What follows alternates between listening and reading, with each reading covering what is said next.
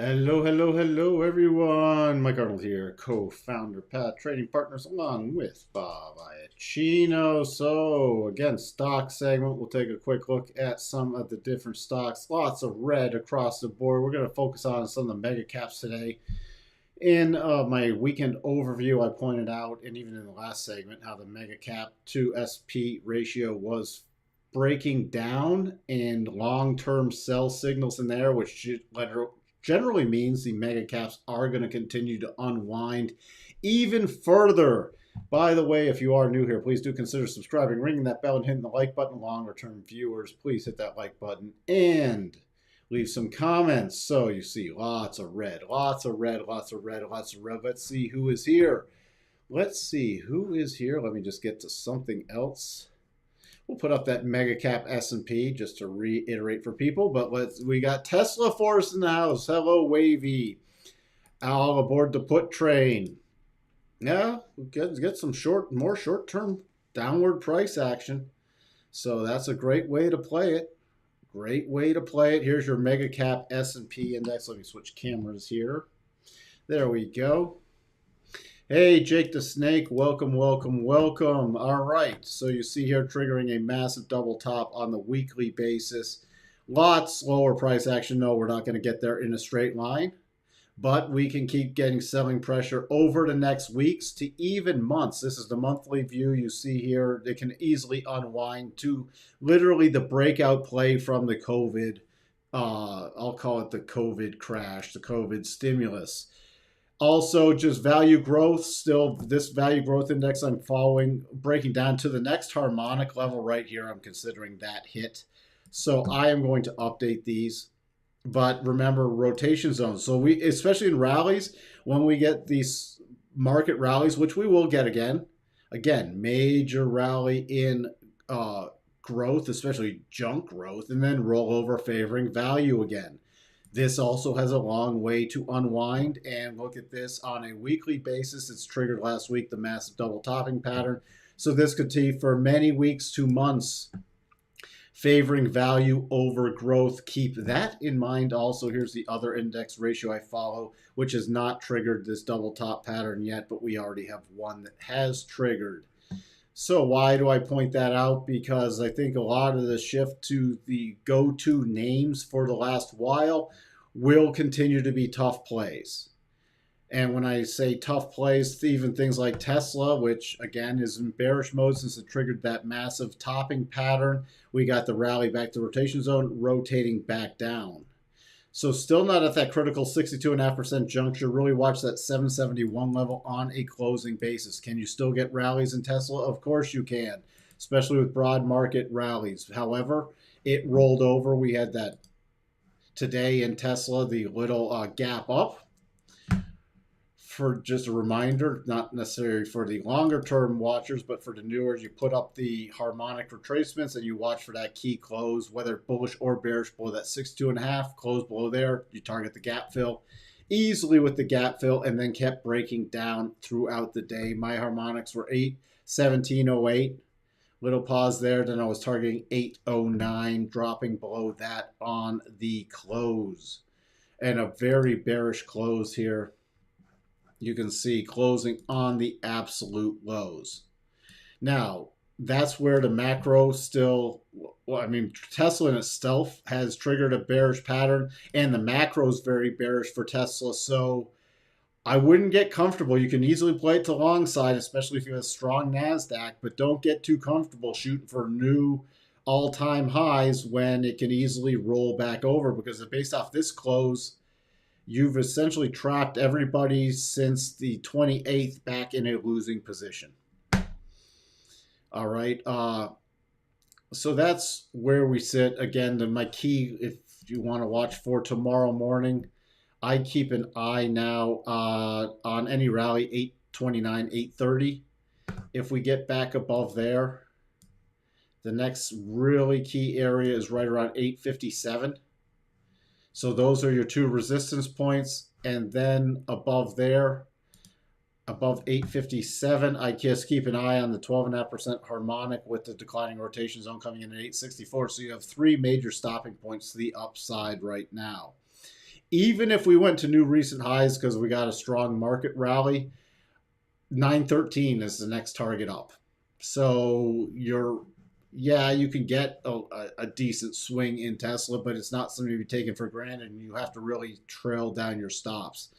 Tomorrow on market weakness, I'm targeting 795.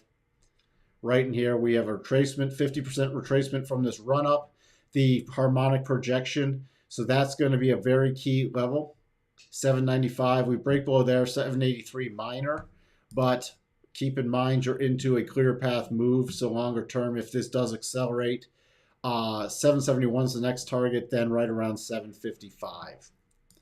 So that's where we sit. Hello, Sashi. How are you today? Hi, Mike. Did you want me to look at the? Yeah, let me take a look at some rich stuff. GBP, USD. I know you're asking that in the last segment. The pound US dollar. Actually breaking down. Now this is sort of interesting. This wasn't a double top. It was just a two-topping pattern breaking down. Now closing so far this week, but the week's not over, below the 200 weekly, which generally was major support before, and back below the 37.5% harmonic, which held before. I'm really targeting the pound at about 128. I'm watching for it to return to this 50% level from the run-up from the COVID crisis lows to the highs of last May. I'm watching for still bearish price action. The only thing that would change my mind on that, even on rallies, because you see here, even weekly, you look here, weekly rotation zone. You have weekly prior support. So even on a rally 133.80 area, I'd watch for another rollover. The only thing that would change my mind short term is if we got back above 137.48, 137.50, then I'd be targeting a return to the highs. Other than that, my next target is the 50% retracement levels. What else do you want me to look at? Sorry, I know this is a stock segment, but yet he asked that he's a regular viewer, and I thought I'd get it in here. Now, SFIX, SFIX, Stitch Fix. Hey, my wife tried that a while. Stitch Fix. When are earnings? 8th. So earnings tomorrow. It's all going to based off earnings. You have a little double bottom potential play. Which, interesting enough, if that did trigger, that's out of the way of the daily rotation zone. Stitch Fix on the weekly, that would just take you into the weekly rotation zone in this prior resistance shelf area. So your targets to the upside are 1436, 1495, 1554, and that's just in front of the 50-period exponential moving average. To the downside, in Stitch Fix, and I have no insight on how earnings will go for them. So I can't comment on that. I can just comment on the technicals. Wow, your longer term levels, you could even see back to $3, but I just want to see, I need to do the short term. To the downside, I mean, this is very oversold on the weekly basis. So the only potential thing is that little potential double bottom. But again, you had the stay-at-home play that's just back unwinding, back to the new major lows. Let's see. We're actually below these lows. Wow, we're at all-time lows. So again, if they miss or something to the downside, 965 and 848.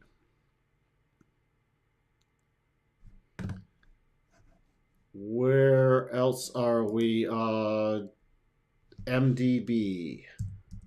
And those are the kind of things, they're just gamble plays to me. MDB, remember, triggered this massive double top. First target, bounce off there. And then through the second target, final target is 263.85. So you see under here, it's reversing this move. And this last target right near these major candle body lows. We break through 263.85. I target 225, the 200 simple moving average. Or that's on the weekly, the 200-week simple moving average. On a daily, if you bounce, my major support becoming resistance would be back at the first double target of 340. and that's the declining rotation zone. So this does still have more downside, and earnings are on the 9th. So it's just going to be going in. Or now I think actually you could hit, if we're bearish tomorrow, you could easily complete this 263 pattern, and then you're back at these pretty significant lows. So it could maybe even be a gap up play. But again, I have no insight on earnings. That would just be a gamble play for me. And even if it did gap up, then I'd be watching for a rollover with the gap play. Let's see. DKS, Dix. Dix rolling back down. Dix earnings are tomorrow. By the way, I didn't put them up though. Here were the earnings after the close, and we'll get to Dix. So not much after the close, but for tomorrow on the open, because you're hitting a lot of these earnings plays. Tomorrow on the open there's your Dix play. Dix, Petco. Other than that, not much to talk about with that. So Dix, longer term, still rotation zone starting to separate even more. Your first level of support, should they miss in earnings and go back down, is they're closed at about 99.50. So it has not been able to hold on to that 100 mark again. I'd target 92.02. And also, this is a valid double top pattern that's been triggered. I forgot about that one. Dix is not something I normally trade, and there's no way I'd trade it here right now. But you have the double target of about 90.65 to 92.02 would be my first support zone. Below that is 82.89, which you look at this, another little support shelf. Longer term, I could see Dix returning easily to the 200. I'd target, but that's over the next many weeks, not tomorrow. But I'd be targeting 61.50 longer term. So rallies on this are still to be sold. What would change my perspective? I'd have to get a close back above about 116.50 before I was interested in this for any kind of bullish play whatsoever. That's it. I covered everything for Rich. Let's see what else. So you can go to bed now, Rich. Look at BBBY. Yep. We looked at that. That was that massive gap up this morning and sold all day long today. There's an activist investor took the stake. That's what it was. They got like a 9-point-something% stake in this. So you know what this is gonna be something that gets bought at some point. This is a takeover play for me. Obviously it wasn't enough. It wasn't an actual takeover yet, but you got some activist investor coming in. So where am I looking for? Again, remember, same thing. I know it's boring. Look at that. Dipping in, closing right at the 62.5. It'd have to close below that before it was an aggressive play. So tomorrow, though, on weakness, I'd be watching for a full gap play over the next few days. But it still hasn't triggered it technically. Even with this amount of fill, it came back to the area on a closing basis that we could potentially rotate back up with the 200. But we start getting momentum to downside tomorrow, I would watch for the full gap play. Just keep in mind longer term, and I was watching this sort of sideways multi-bottom pattern above here, but this gap up blew it out of the water. What else do we have? We did Tesla. My target Tesla is still, if the NASDAQ's, we'll just revisit that. If the NASDAQ continues its weakness, I'm watching, again, my key level is a 62.5% harmonic right around 770. We get below there. On a closing basis, I'm watching for a return to the lows. On Google, which is a mega cap, rollover play, I'm actually watching for this to head to new lows. And this is technically a double topping pattern. It's horribly sloppy. but you get a weekly close below 24.90. I'm watching a lot lower for dailies. It's all going to depend. This 24.90 is very key. You get below 24.90 if you were playing put options to the downside or spreads. The patterns that I would use, or the levels I would use on a continued broad market basis, I'd really be focused on this 24.22 area right in this prior little support rotation zone. If you wanted to bump that up a bit, you could do 24.50s. 24.50 would be more conservative right there. So if you're playing something on the downside, especially a bunch that broke below 24.90, my next target for if you're working on put spreads or anything else would be about 24.50. Let's see, XLK. Again, this technology fund, I went over this. This has all sorts of bearish patterns in it, triggering this head and shoulders pattern.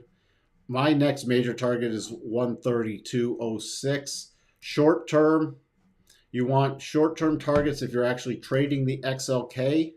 Use these harmonics off of this low. Use your next, if you break below 141.72, because you already see here, you'd be back below this little shelf right here, which you're closing in on tomorrow again. I know we broke it on this gap low, but really watch where it closes in relationship to this shelf.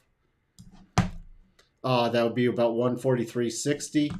You get some downside momentum, though. You don't have many major stopping points. You see there's a rotation right in here and 137.31. So this is, again, playable to the put side. Even on any rally, your prior support level, about this 150.70, is now key resistance on the daily. And even above there, you have this resistance shelf at 154. So bottom and top of the rotation zone lines up really nice with two resistance shelves. So again, those would be sellable plays for future rollovers. Microsoft. Sorry, it's like speed round. Maybe I should be on, maybe we should have a TV show with doing stocks on a speed round. I'd probably be good at that, huh? Microsoft, there was that potential double that never even came close to triggering, rolling back over. Remember, we have all these sells in the mega caps. And this is another one. I'm watching this head and shoulders on the horizontal basis. My longer terms, short term, the next target is about 261.50. Then we go to 245, 227, 209. Now these targets down here are longer term. I could see them transpiring over the rest of this year. They're not for any short term. Short term, I'd be targeting this gap open low. Continued weakness about 272.50. Then below that, my next target is 261.53. And remember, you can always fine tune things.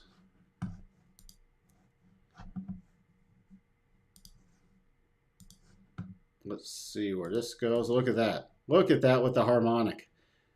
Right there. That's my next major target. You break below 271. We already identified it with prior support becoming, or prior resistance becoming support, and now it's confirmed with a harmonic.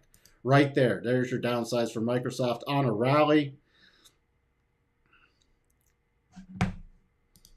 Because again, rallies are to be shorted in my book on a lot of these. Now we will get some rip your face off rallies, which then you have to be a little patient, and we'll know that once you start getting a big momentum bar to the upside. Then I'll have higher targets, but my minor target, 290, is now resistance.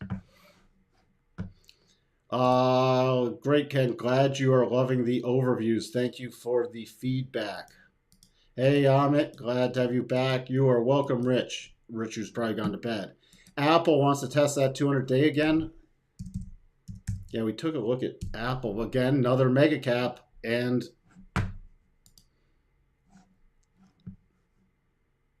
we had, let me just look at this. Shorter term, so you had that double, which never triggered on a closing basis and now headed lower. Remember, we're into, I talked about this, what session was that? Was that this morning? Or I don't even, it's all blending together, but we're into this clear path move.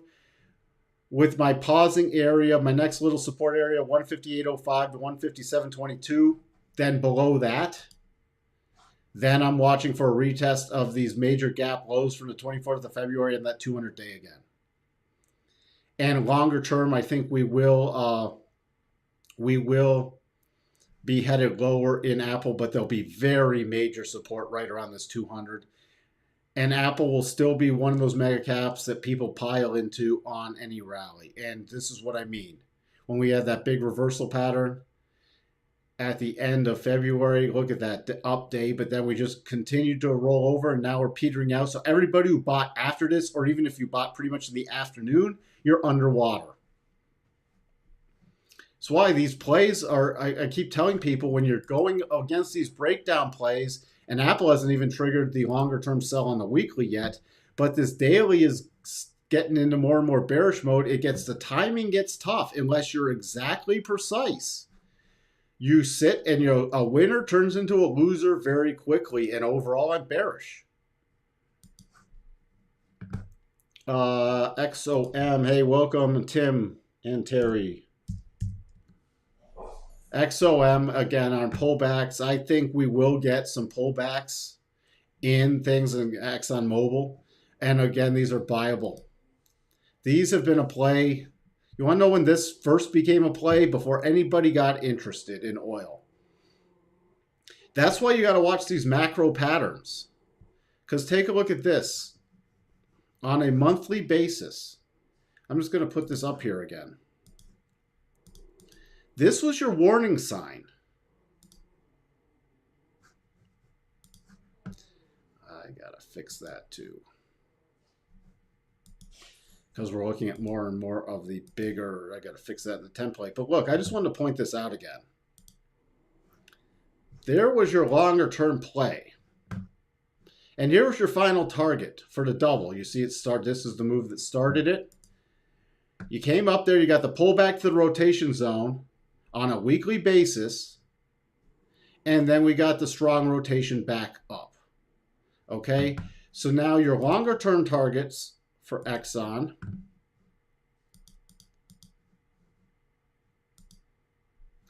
You're looking at about 89.70, then 96.32. I'd be watching about 95 to 96 right in here.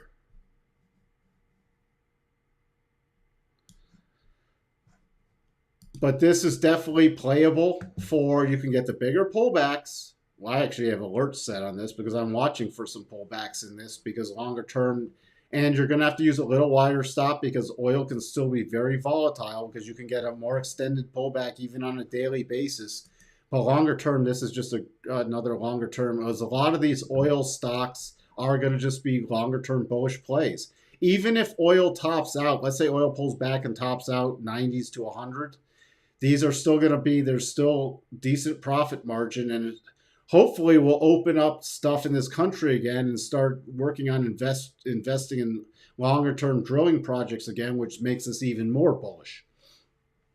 But from a purely technical point of view, your major weekly support is back at 80. So, and this could be something I've talked about, trading around the core position. You start pulling back to even about 83. Could be a partial add and then a bigger add back around 80.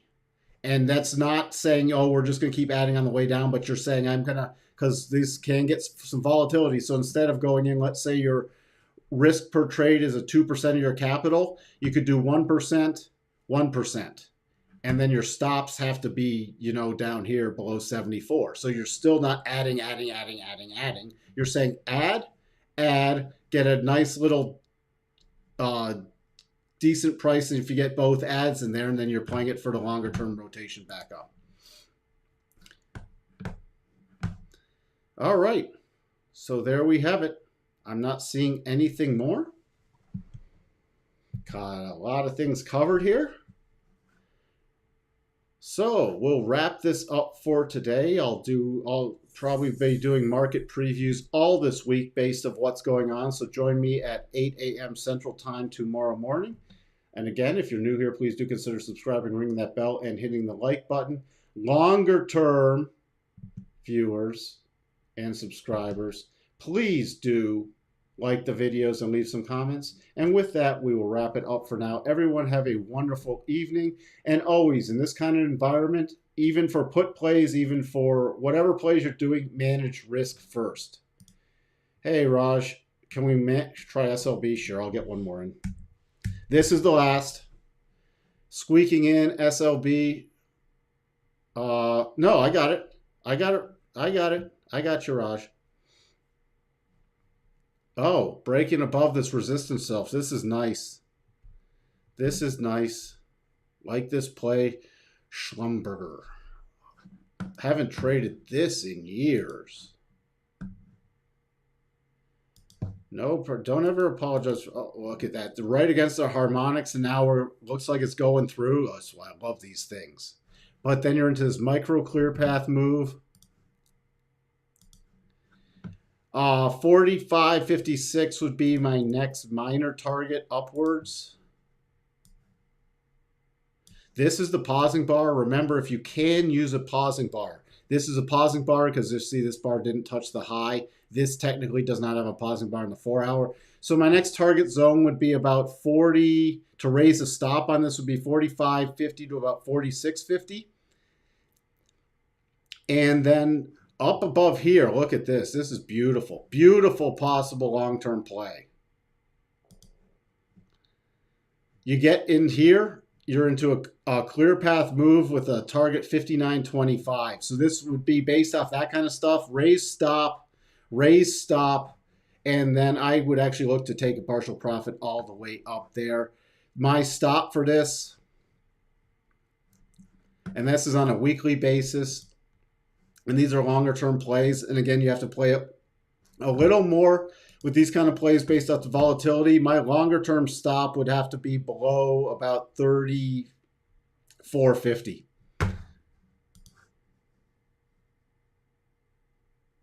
I'd even take it below 34, actually below 34.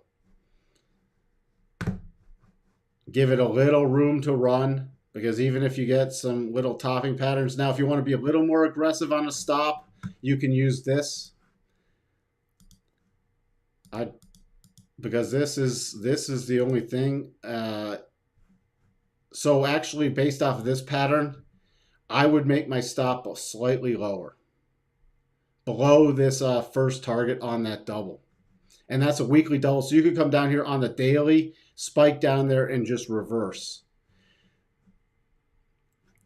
So that's how you can use this little potential thing if we did get that bigger pullback as a key area to put in some stops. But again, longer term, a long-term bullish play. Fantastic. You are welcome, Amit. Hey, Raj with the super chat. Thank you so much. Again, don't worry about being late. I'll try to help everybody. And if I can't get to it, remember there's always a market preview, and we do these segments every day. That's your cut for my gold micro futures and oil plays. Well, great. I'm glad. Thanks for my cut, Raj. Again, this is for educational purposes only. Raj is joking, but I think Raj is getting really good at some of this stuff, and he's a great picker of stocks. So pay attention to stuff Raj puts in this channel. Pay attention, and I will help with the analysis. You are welcome, Raj. Again, everybody have a fantastic rest of your evening. Write down some of these plays, watch for some entries, and I'll talk to everyone later. Bye for now.